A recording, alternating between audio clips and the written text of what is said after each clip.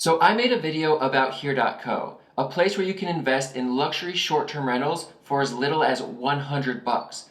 And on that video, I had somebody comment on it twice, letting me know that they like Lofty better. LOFTY.AI, which I had never heard of before, so I decided I needed to do a little investigation. So there are two sides to Lofty, the seller and the investor side. For the show today, we are going to focus on the investor side. Lofty is a marketplace for investors to buy into real estate for as little as 50 bucks. So how does a property get on the Lofty marketplace? Basically, step one, a property is submitted to Lofty. Step two, a property is put under contract by Lofty and split into tokens, or basically fractional shares of the home. Step three, the property is inspected by a third-party company and repairs are made.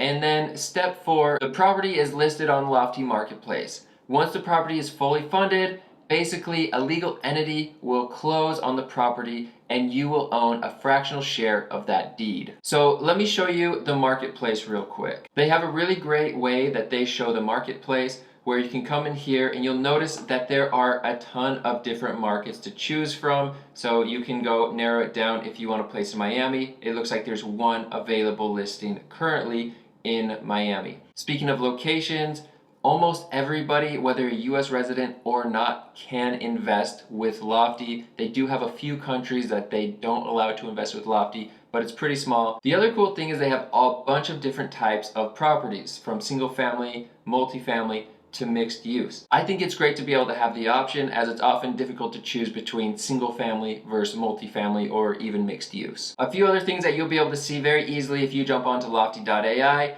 They have a cash on cash return filter. They also have another filter to project the internal rate of return, as well as jumping between new properties and upcoming properties. So I was wondering how the fractional ownership piece worked. You can invest 10 to 15% of the total home value.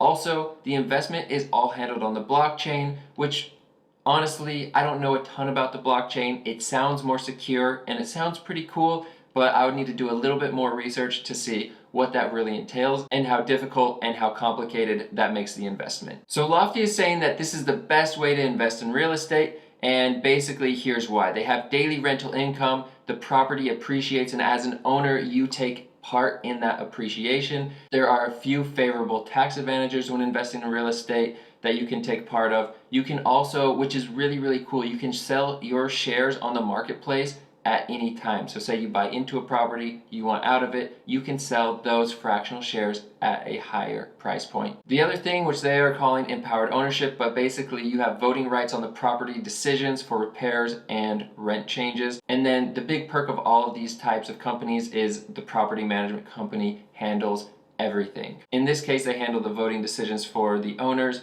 and they will handle all of the repairs. So that then will automatically lead most of us to think about what is the property management fee that will be included. So basically the property is going to be managed by a third-party company, which they list out here in their FAQ, which is pretty cool. And then how are the repairs handled? I thought this was really interesting. Basically, they take a 5% of the total value of the home in the initial raise, and they use that to be able to fund the repairs. So this is worked into the initial price. The other thing that I thought was important is if any portion of the maintenance reserve is used, it will be replenished using 10% of the monthly cash flow until it is full again. If the maintenance reserve is depleted and repair must be made, then 100% of the rental income will be used to make the repair, which that sounds pretty fair to me. So a few cons that I can see right off the bat is you don't own the property outright and you never will, which means that your earnings will always be limited, even once the home is fully paid off, which is just one of those things.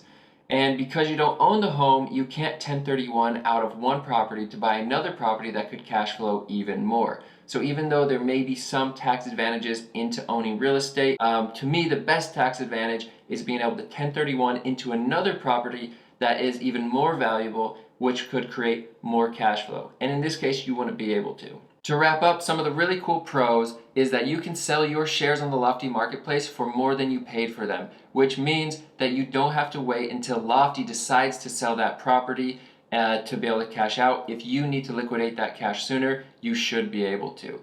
The other thing is that this is handled on the blockchain, which feels, like I already said, it feels secure, but I would frankly need to do more research to understand what that actually means and how it makes it more secure or how it makes it a better experience for me as an investor. Next is the marketplace consists of all types of real estate, as we kind of already talked about, and it also consists of a lot of different markets. This makes it really interesting and opens up a world of opportunities where you can buy in different markets, different types of real estate, and you can kind of get a feel for all of it, which I think is pretty cool. Now, the one big question that is left on my mind, and I did see a little something about it in the FAQ, but I would need to do a lot more research on, is how I will be affected with taxes, especially if I own multiple properties or even small amounts of multiple properties in different states. Will I have to file taxes in those different states? Like, what does that actually mean for me? I don't know. This could be a non-issue, but frankly, it feels a little scary right off the cuff. So I'll have to look into that. And if you guys like this video and you found it helpful, let me know in the comments below and I can follow up with everything that I learned about the tax advantages of investing here and also the tax disadvantages of investing with Lofty. Anyway, that's the show for today. Thank you so much for watching.